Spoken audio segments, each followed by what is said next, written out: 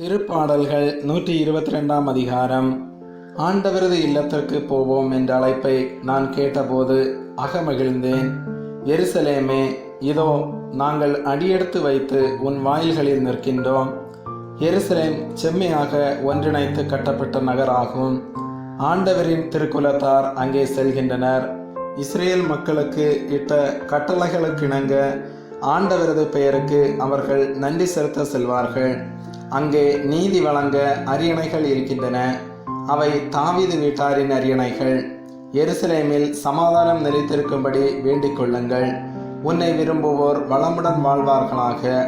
உன் கோட்டைகளுக்குள் அமைதி நிலவுவதாக. உன் மாளிகைகளில் நல்வாழ்வு இருப்பதாக. உன்னுள் சமாதானம் நிலவுவதாக என்று நான் என் சகோதரர் சார்பிலும் என் நண்பர் சார்பிலும் உன்னை வாழ்த்துகின்றேன்.